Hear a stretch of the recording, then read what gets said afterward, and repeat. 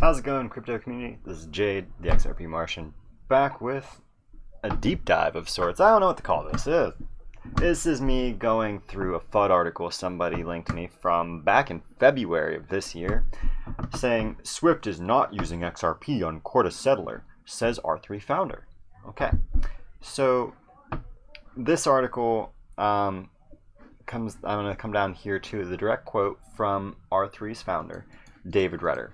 And he said, when asked if Swift will be using XRP due to its Corda Settler integration, Rudder told Decrypt, "You'd have to ask Swift about that, but that is not at all my understanding, and I think that is a misinterpretation of what in fact happened." And so let's be clear. Swift is a messaging service. They don't move money. They move messages. That's what Xcurrent does. That's why Xcurrent doesn't need to use XRP. Because Ripple, as of right now, is not settling anything. They're not settling settlements. They're settling payments, right? A settlement is when liquidity is moved. When you change US dollars for, say, Mexican pesos, if that's what you're trying to convert to, right? That movement of funds is a settlement. The payment to you, the person who wants the Mexican pesos for $1, that's going to be made immediately. But the settlement that occurs for the bank happens in the back end, and that takes a while. And that's really what these cryptocurrencies, what XRP is hoping to, Ripple and R3 are hoping to use XRP to solve, is that delay time between the payment and the settlement, right? And so, no, Swift will not be touching XRP, but all of its correspondent banks will be likely touching XRP. At least not immediately, because they're still doing the trial runs, but we have from other inklings from an article right here, and this was published just 9 days prior to this claim about Swift, right, on February 28th, and this is in regard to Instamatch, which is testing R3's platform outright using XRP for this one, right? Now, Instamatch is partnered with 60 banks as of present, I believe. Oh wait, did they say in this that they're using Instamatch too, I believe? I think that's what got me on Instamatch to begin with. Yeah, so originally this article tried to claim that Corda Settler would not be using XRP, or that 50 banks were not going to be using the Corda Settler via Instamatch Global, which he added that none of the banks will be using XRP at least during the first 3 months, right? So at least during the first 3 months, they're not going to use XRP. Again, this article came out back in February. The launch for this was not even when they intend to begin this trial, wasn't mentioned in here, but if I remember correctly, it actually began at the end of March. I should have dug up on that just to be clear, but I believe that began in March. Let's see if it says in here. No, it does not say on this article, but I'm almost certain that trial began in March, and that means that it would have concluded by the end of this month, which kind of lines up good for, or the end of June, which kind of lines up good for this, because March, April, May, June, 3 months. So we'll see in the next month if they start utilizing XRP on the Corda Settler. But, again, we don't know for certain that they will be. Now, it says here on this article from BitNews Today, again, published a few days prior to the Swift article over here on decrypt.io, that they intend to conduct large transactions in XRP as a part of the pilot project with the 50 banks on board. So even during the pilot, they will be using the Corda Settler to settle in XRP. And here on R3's marketplace page, you can even see here in the description of the Instamatch intraday money market solution. It says right here, intrabank trading in intraday markets is made possible with our trading interface coupling the DApp with the latest settlement API R3 settler / XRP specifically, right? So those 60 banks will be on this sooner rather than later, right? It's just a question of when do they go live? Will it be, immediately at the end of the 3 months, so sometime here in July, or will it be postponed maybe till later the year, maybe in 2020? Who knows? The good thing is that they're coming. That's what's important, is that they are going to be on board, right? That's what everybody needs to keep in mind. And we've had so much crazy good news. It's really been a drag for me to try and create content lately. So I guess what I'm going to start dedicating my news to is debunking claims made by individuals out there in the crypto ecosystem who inspired this, and then couple that with some of the awesome articles that I'm receiving from other people who are in our Discord channel here at Mars Base Omega. If you are not already in the Discord, please be sure to join the Discord. It's in the description of every video I have. So come on here, share whatever articles you have. And like Mad Dog 28, if you share something that I feel is that I can incorporate into a video, I'm gonna absolutely shout you out. So shout out to you, Mad Dog. Thank you for providing these awesome articles talking about Swift integrating into the DLT and R3. Oh, that reminds me, we didn't even touch on your Swift article yet, have we? So this article, again, this goes back to January of this year, talking about Swift will bring the benefits of GPI to the distributed ledger technology and trade ecosystem, right? And this is through their proof of concept of connecting the GPI with blockchain enterprise software firm R3, right? Now, what do we have in here that I can throw out that I haven't already touched on?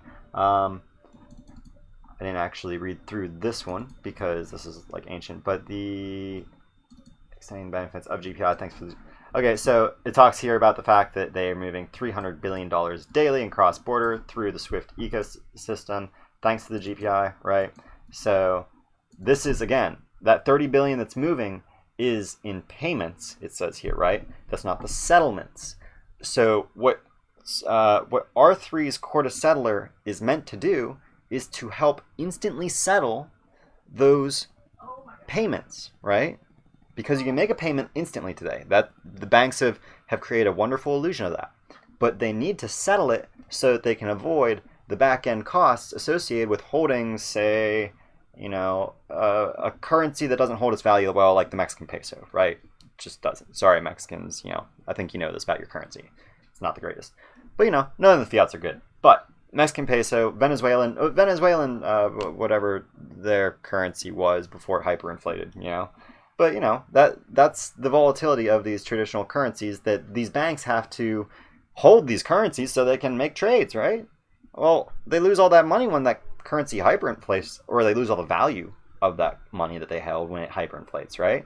So you have to keep that in mind from what kind of risks these companies, these banks are facing right now, and how this ability to instantly convert value, to instantly traverse liquidity between one form of currency and another form of currency, the US dollar and the Mexican peso, this is a game changer for them. This is big for them, not so much for you and me as much as it is for them, what they can save money-wise. And that's why this is going to happen. This is why they're changing over this. This is why they've been talking about this amongst world leaders for years now, and they're using very heavily strong jargon in their language now to mask them talking about the digital economy and the level playing field. We're aware of these terms, right? And they're trying to shift them now. We've already shown videos where they don't want to say level playing field anymore because they know that we know. And they know that we're out here telling everybody, hey, this is what level playing field means. So they're trying to change their language. Like, when you actually pay attention to what's going on in the greater space, it's really obvious that there is a concerted effort to keep the price of XRP low until these financial institutions are all holding their chips and ready to put liquidity into the system. Because when the price starts going crazy, That's when employees decide they're going to start taking holidays, right? It's important, it's imperative for a company whose employees are holding one of these new financial currencies that's going to become super valuable someday, that price not become realized until they're ready to be done and done, right? Like, realistically, the reason why we're not seeing liquidity dump in is probably because Ripple wants to make sure that they have as large of a portion of the pie on board before they flip the switch as possible, so that when that initial price surge comes and they set the new value that will likely be a very stable value for a long time, it will probably mature, right? There'll still be growth, but it's not going to be anything like the potential that's inherent in it right now. And they're going to do that once they feel that all the systems are checked through enough that they can trust them with that kind of value, right? We're talking about trillions of dollars. We're talking about a switch that if it's flipped and things go wrong, welcome to the end of civilization, right? This isn't a switch that you just flip because you're impatient and want the profits. No, right? You don't know what's going to happen. None of us know what's going to happen. But what we can do is follow the people who are working towards what's happening, right? The people who are a part of the happenings leading up to the happening of price, right? That's what I focus my channel on. That's why I try and put most of my content around, things that are coming directly from the horse's mouth, so to say, right? And I hope that for many of you out there who are under this illusion that, Swift is not going to be, that because Swift is not making settlements using XRP, that their banks that are making payments using Swift are not going to settle using XRP, because that's the purpose of the court of settler. That's its intention, right? Is to create a settlement companion to the payment companion that is the traditional financial overlay, the financial institutions such as Swift, right? It's almost as if R3 was like, hey, Ripple's going to take over, Ripple's going to cause a severe competition for the traditional systems like Swift. What if we focus on developing technologies specifically just to help Swift? But we're going to use the same ecosystem so that no matter which side wins, we both win. Because that's how smart money works, right? They find the right thing and they both build against their competitor, but with their competitor. That's how you divide, so you conquer. It works, and there are many ways which that phrase can turn to be used for a valuable understanding of how society and how businesses operate, right? But with all that said, I'm just some crazy guy on the internet, a Martian, if you will. So please do not take anything that I've said in this video as gospel. This is just fun. I love researching Ripple, XRP, and everything to do with cryptocurrency. I love the way that this is unfolding on a global stage, and that I'm able to incorporate so many different aspects of things that I've learned throughout the years in following this revolution that cannot be called anything other than a global revolution in how we perform business, how we trade, how we organize ourselves as individuals. And it's fantastic to be able to be on this journey with all of you. But as always, please do your own research. Do not take anything that I've said here as gospel. Make your own financial investment decisions in regards to any cryptocurrencies that we've talked about today. I hope that you have a wonderful Saturday, rest of your Saturday. I know that this is the only video I got out, so I wanted to make it a little bit longer, make it a little more informative. It's been a really slow week for news. That's actually one of the reasons that drove me to take my few days off, because we've had such a slow news week for XRP.